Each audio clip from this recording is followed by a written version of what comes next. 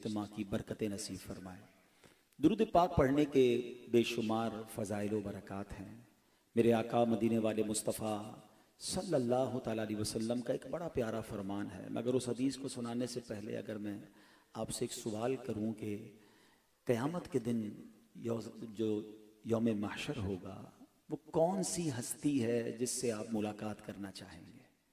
यकीनन हर मुसलमान चाहेगा कि मेरी शाफ़ए रोज़े महशर जनाब रसूलुल्लाह सल्लल्लाहु अलैहि वसल्लम से मुलाकात हो जाए। इतना बड़ा क्राउड होगा, कितने लोग होंगे? हज पे जो गए हैं 25-30 लाख को देखा है तो वो पंजाबी में कहते हैं ना, लग पता जाता है क्राउड किसको कहते हैं। 800 करोड़ तो अभी हैं दुनिया में लोग, ठीक है ना। 8 अरब लोग बताए जाते हैं दुनिया में हैं। हजरत आदम से लेकर कयामत तक जितने होंगे वो सारे महशर के मैदान में होंगे। कितना क्राउड होगा, अनबिलीवेबल। और उनमें अरबों मुसलमान होंगे और सब चाहेंगे कि नबी पाक से मुलाकात हो जाए। कैसे पॉसिबल है? किसी के पास गेट पास होगा, इजाजत होगी, वो तो मिल लेगा, बाकी तो क्राउड ही इतना ज्यादा होगा। सुभान अल्लाह। नबी पाक अलैहिस्सलाम ने गेट पास दिया है। अब जो हदीस सुनाने जा रहा हूं ना, प्यारे आका अलैहिस्सलाम फरमाते, जिसका मजमून है जो रोजाना मुझ पर 50 बार दुरूद पाक पढ़ ले, कल बरोज़े क़यामत में उससे मुसाफहा करूंगा। अल्लाह अकबर। नबी पाक का दीदार हो जाए वही बड़ी बात है। मेरे आका मुसाफा फरमाएंगे। एक हदीस पाक में फरमाते हैं जिसका मजमून है, तुम में से बरोज़े क़यामत मेरे सबसे ज्यादा नजदीक वो होगा जिसने दुनिया में मुझ पर सबसे ज्यादा दुरूद पाक पढ़े होंगे। तो अगर आप चाहते हैं कि उस क्लैमिटी, प्रॉब्लम, डिफिकल्टीज वाले दिन हम नबी पाक के करीब हो जाएं, जो जितना हो सके दुनिया में दुरूद पाक पढ़ें, फजूल बातों से अपने आप को बचाएं। अल्लाह करे मैं भी और आप भी कसरत से दुरूद पाक पढ़ने वाले बन जाएं। आइए मोहब्बत के साथ बावाज़ बुलंद दुरूद पाक पढ़ें। सल्लु अलल हबीब सल्लल्लाहु तआला अला मुहम्मद सल्लल्लाहु अलैहि वसल्लम। अब हम आते हैं, आज जो प्रोग्राम हो रहा है पीराने पीर शेख अब्दुल कादिर जीलानी रहमतुल्लाहि तआला अलैह का जिक्र खैर करने हम जमा हुए हैं। अल्लाह ने इनको बहुत बड़ा मकाम अता फरमाया। आप वलियों के भी सरदार हैं। मैं आपकी सीरत का एक वाक़या पेश करूंगा जिससे आपको उनकी अजमत का अंदाज़ा भी होगा और फिर कुछ इंशाअल्लाह वसवसों की काट भी हो जाएगी। गौसे पाक शेख अब्दुल कादिर जीलानी रहमतुल्लाहि तआला अलैह की बारगाह में एक बार बहुत सारे उस ज़माने के बड़े बड़े उलमा, पीराने उज़्ज़ाम, शेख हजरात जमा हुए और सबने गौसे पाक की बारगाह में कुछ इल्तिजाएं करना शुरू की कि हुजूर आप दुआ कीजिए, हमारी ये प्रॉब्लम है वो सॉल्व हो जाए। अब उन्होंने क्या मांगा? ठीक है, मांगना शुरू किया। एक अर्ज करते हैं कि हुजूर मैं मुजाहिदे की ताकत चाहता हूँ, नेकियां करने में मुझे मजीद हिम्मत मिल जाए, आप ये दुआ करें। कोई कहता है कि मैं इल्म में इजाफा चाहता हूँ। शेख खलील फरमाते मैं कुतुब बनना चाहता हूँ। शेख अबुल बरकात कहते हैं मैं अल्लाह पाक की मोहब्बत में खूब इजाफा चाहता हूँ। एक बुजुर्ग कहते हैं मैं कुरान करीम का और हदीस रसूल का हाफिज बनना चाहता हूँ।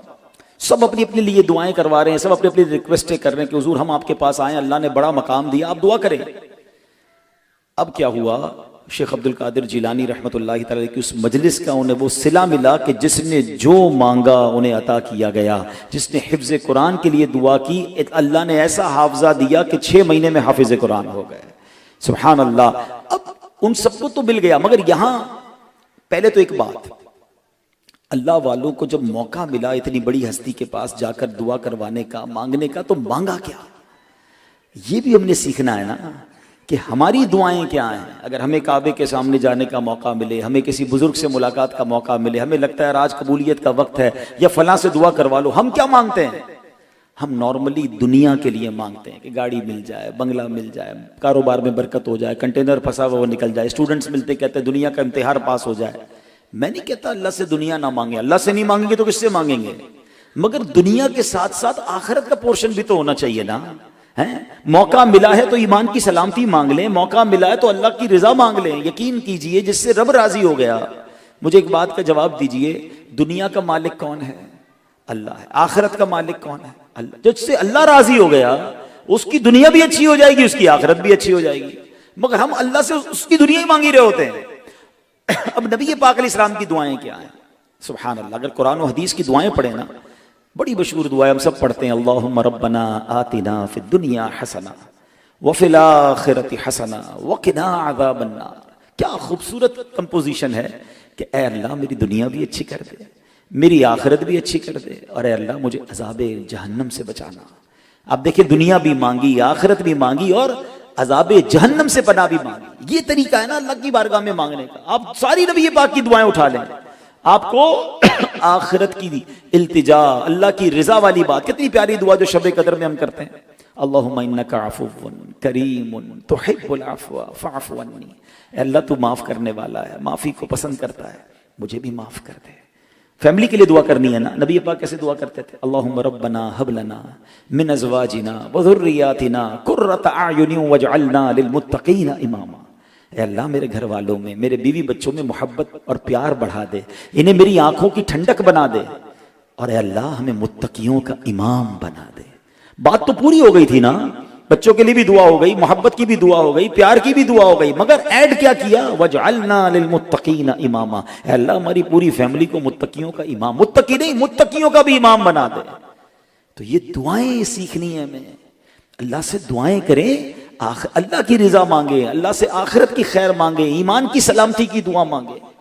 आज जिस हस्ती का जिक्र करने जमा हुए ना, वो पता है एक बार क्या हुआ, मक्का मुकर्रमा में एक शख्स ने देखा कि एक बंदा बड़ा ज़ारो कितार रो रहा है। कह रहा, या अल्लाह, अगर मेरे गुनाह ज़्यादा हैं, अगर तू मुझसे नाराज़ है तो मौला मुझे क़यामत के दिन नाबीना उठाना, अंधा उठाना। पीछे वाले शख्स कहते हैं, भाई आप ऐसी दुआ क्यों कर रहे हैं, कौन दुआ करता है क़यामत के दिन अंधा उठाने की। तो कहा, मैं इसलिए दुआ कर रहा हूँ कि मैं फिर सब लोगों के सामने शर्मिंदा हो जाऊँगा। कैसे मैं लोगों को देखूँगा, ये मेरे गुनाह ज़्यादा और रब मुझसे नाराज़ है। जब गौर किया तो पता चला वो कोई और नहीं, वो शेख अब्दुल कादिर जीलानी थे। हैं, पीराने पीर, ये अल्लाह वाले इस तरह अल्लाह की बारगाह में गिड़गिड़ाते थे। और आज हमारा हाल क्या है, काश हमें ये सीखने को मिल जाए। अब यहां पर किसी के जहन में वसवसा आ सकता है, या वसवसा डालने वाले डालते हैं कि यार गौसे पाक की बारगाह में जाकर कह रहे हैं हमें हाफजा चाहिए, गौसे पाक से कह रहे हैं हमें जनाब मुजाहिदे में ताकत चाहिए, तो अल्लाह के सिवा कौन दे सकता है। देखिए, आज कुछ चीज़ों को क्लियर कर लें। तमाम आशिकाने औलिया, आशिकाने सहाबा, पीरों फकीरों औलिया को मानने वाले जितने भी है ना अहले सुन्नत वल जमात, सबका अकीदा क्या है, पहले ये आप अपना अकीदा भी समझ लें और हमारा अकीदा भी समझ लें। सबका अकीदा एक ही है कि अल्लाह के सिवा कोई देने वाला नहीं है। हर वली, हर नबी, हर सहाबी सब अल्लाह के मोहताज है, अल्लाह किसी का मोहताज नहीं है। ठीक है, क्लियर हो गया। हाँ, अल्लाह ने अपने कुछ प्यारों को इख्तियार दिया है, वो अल्लाह से लेकर अल्लाह की अता से अपने बंदों में, अपने मुरीदों में, अपने चाहने वालों में बांटते हैं। अब वो कैसे, वो मैं इंशाल्लाह भी आपको साबित कर देता हूं। पहले कुरान के जरिए सुनते हैं। बहुत खूबसूरत वाक़या है कुरान मजीद फुरकान हमीद का, कि हजरत मरियम रदी अल्लाह तआला अन्हा का वाक़या है, पारा नंबर है 16।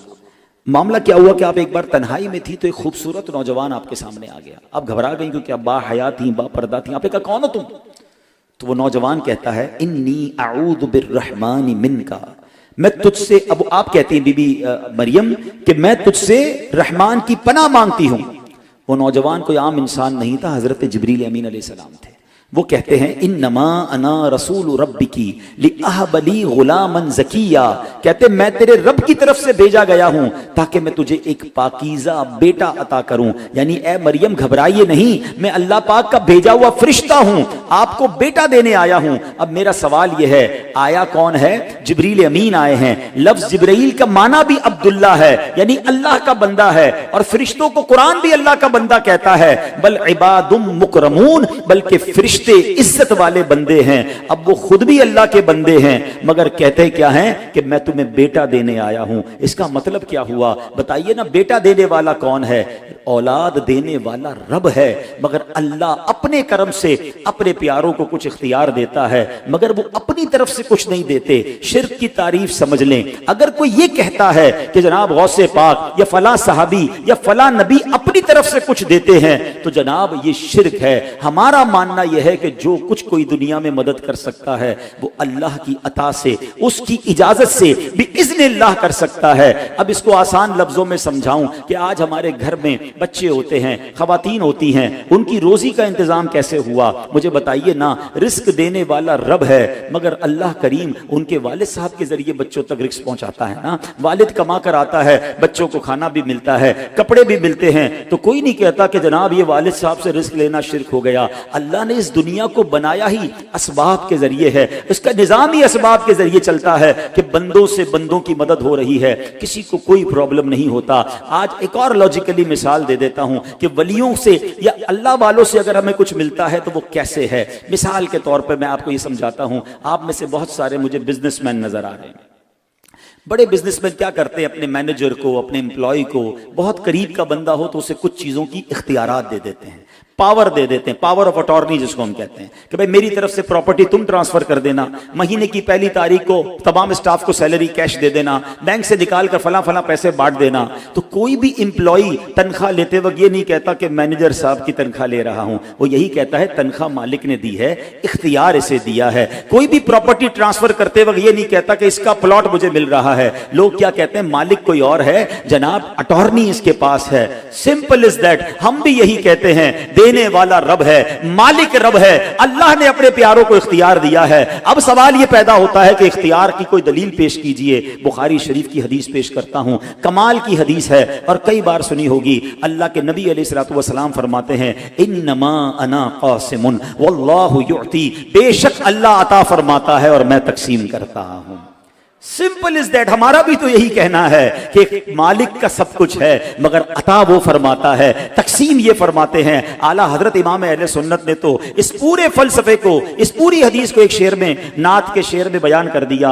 क्या लिखते हैं, फरमाते हैं, इन रब है मौती ये है कासिम, रब है मौती यानी अता करने वाला, ये है कासिम, रिज़्क़ उसका है, किसका, अल्लाह का, रिज़्क़ उसका है, खिलाते ये हैं सल्लल्लाहु अलैहि वसल्लम।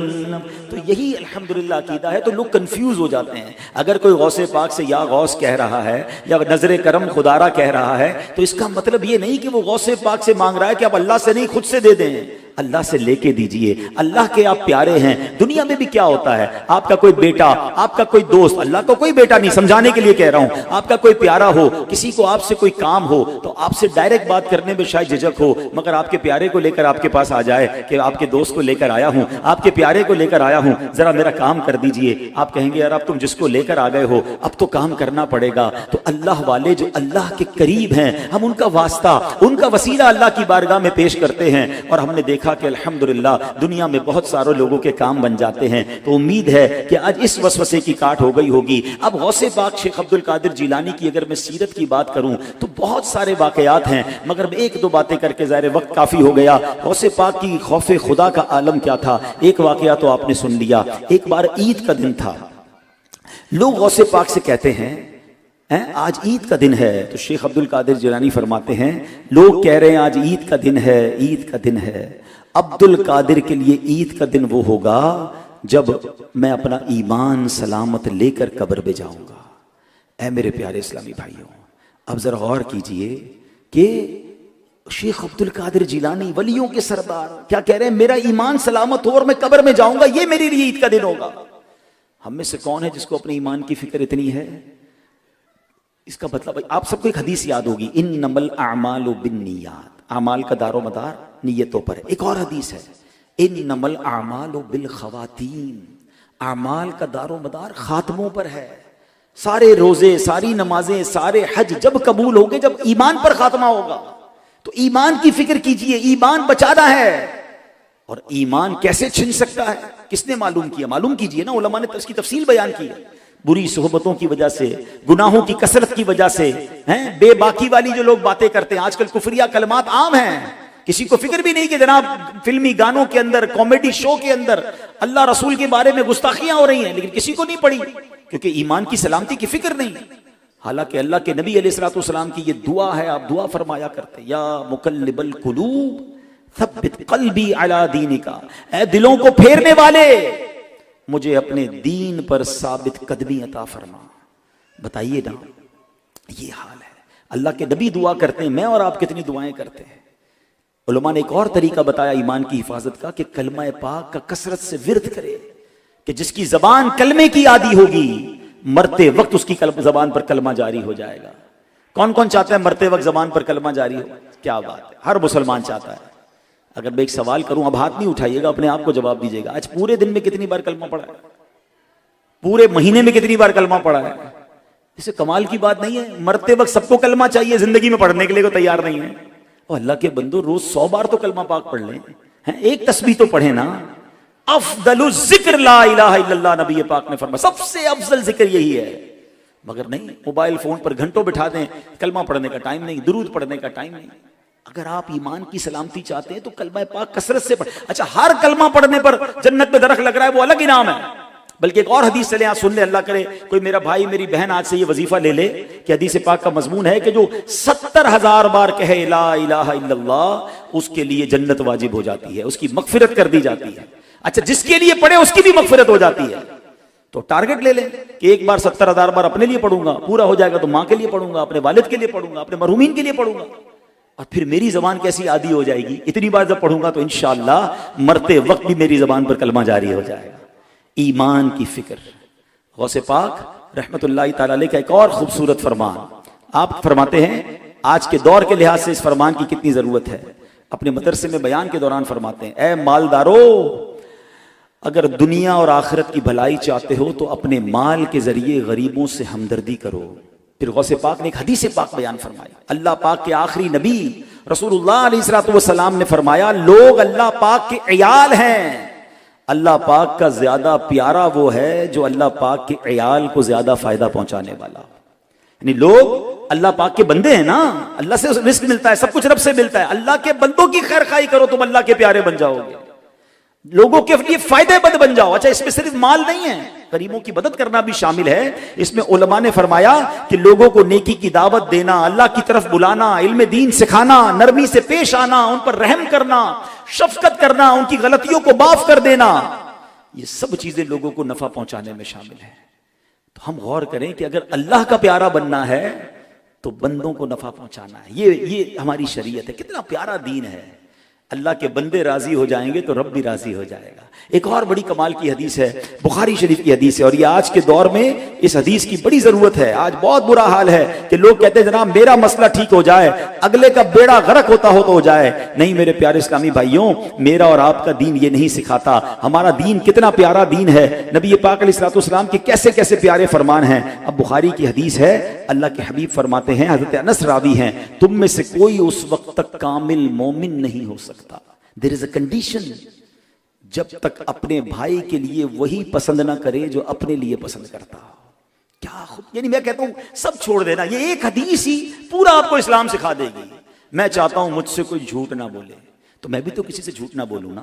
मैं चाहता हूं मेरे साथ कोई ज्यादती ना करे तो मैं भी किसी के साथ ज्यादती ना करूं। मैं चाहता हूं मुझे कोई धोखा ना दे तो मैं भी किसी के साथ धोखा ना दूं। मैं चाहता हूं मेरे साथ जनाब कोई बुरा बर्ताव ना करे, जुल्म ना करे, ज्यादती ना करे, तो फिर मैं भी तो उसके लिए ऐसा चाहूं ना। हैं, लोग कहते हैं हमारा काम ठीक होना चाहिए, हमारे घर में सुकून होना चाहिए, पड़ोसी का बेड़ा गर्क होता हो तो हो जाए, सारी मार्केट में मेरा सौदा बिकना चाहिए, बाकी मार्केट का जो भी होता हो मेरा उससे ताल्लुक नहीं। कामिल मोमिन वो है जो अपने लिए पसंद करता है, वही अपने भाई के लिए पसंद करे। अल्लाह अकबर। अब जरा एक बहुत खूबसूरत हदीस पाक सुनिए। हदीस पाक के तहत हजरत यजीद बिन असद कसरी रदी अल्लाह तआला फरमाते हैं कि नबी पाक ने फरमाया, तुम जन्नत को पसंद करते हो? सारे कहते हैं हम करते हैं ना। सबने कहा जी या रसूलल्लाह, हम जन्नत को पसंद करते हैं। फरमाया, अपने भाई के लिए भी वही पसंद करो जो अपने लिए पसंद करते हो। खुद भी जन्नत पसंद कर रहे हो ना, उसके लिए भी जन्नत वाला सामान करो। हजरत अब्दुल्लाह इब्न अमर रदी अल्लाह तआला अनुमा रिवायत करते हैं कि नबी पाक ने फरमाया, जो पसंद करता है कि जहन्नम से बचा रहे और जन्नत में दाखिल हो जाए तो उसे मौत यूं आनी चाहिए कि अल्लाह पाक और आखिरत के दिन पर ईमान रखता हो और लोगों से वही सलूक करे जो अपने साथ किया जाना पसंद करता है। बस आप ये फार्मूला याद रख लें, मेरे साथ में जो चीज पसंद नहीं करता ना, मैं दूसरे के लिए भी वैसा ना करूं। ये हमारी बहनें भी सुन रही हैं, हमारी बेटी ससुराल में खुश रहे मगर वो सुकून हम अपनी बहू को देने के लिए तैयार हैं। हैं? वो भी तो किसी की बेटी है ना, हैं? हमारा दामाद हमारी खिदमत करे, बहुत अच्छा बेटा है। हमारा बेटा अपने ससुराल वालों की खिदमत करे तो हमारे लिए प्रॉब्लम खड़ी हो जाती है कि पता नहीं ससुराल वाला हो गया है। आप सबके लिए जैसे हो जाए ना, जो आप पसंद करते हैं आपके लिए हो, वो दूसरों के लिए पसंद करें। ये जन्नत में जाने का सामान है, ये सच्चे ईमानदार होने की दलील है, ये पक्के मोमिन होने की दलील है। वक्त कम है, वरना अगर मैं जिंदगी के हर पहलू में लेकर आऊं कि कारोबार करते वक्त हैं, किसी से पैसे लेते हैं, उसको लौटाते वक्त बिल्कुल बंदा ही चेंज हो जाता है। हम चाहते हैं मेरे पैसे सारे टाइम पे मिले, आप लोगों को टाइम पे दे रहे हैं? नहीं यार, हमारा लेने का तरीका और है, हमारा देने का तरीका और है। क्यों भाई और है? आप भी तो वैसे बने ना। और एक कस्में वादे करके बंदा माल खरीदता है, कर्जा लेता है, उसके बाद पैसे लेने के बाद ऐसा गायब हो जाता है कि अगला कहता है वही आदमी था, इतनी मिन्नतें कर रहा था, अब ना फोन उठा रहा है ना जवाब दे रहा है। जो किसी का मकरूज है और माल होते हुए पैसे नहीं लौटा रहा, रिवायतों में आता है हर लम्हे उसे गुनाह मिल रहा है, लेकिन लोगों को नहीं फिक्र है, जूते घिसाते हैं, खामखाई तंग करते हैं। ना करें ऐसा। आप और मैं सब जन्नत में जाना चाहते हैं, आप और मैं सच्चे मोमिन सारे बनना चाहते हैं। तो बस जिंदगी का एक फार्मूला बना लें कि जो मैं अपने लिए पसंद करता हूं वही अपने भाई के लिए पसंद करूं। एक बुजुर्ग के घर में चूहे, बहुत सारी बिल्लियां आ गई, तो किसी ने कहा हजरत बहुत सारी बिल्लियां आ गई हैं, तो एक चूहा ले आए, बिल्लियां भाग जाएंगी।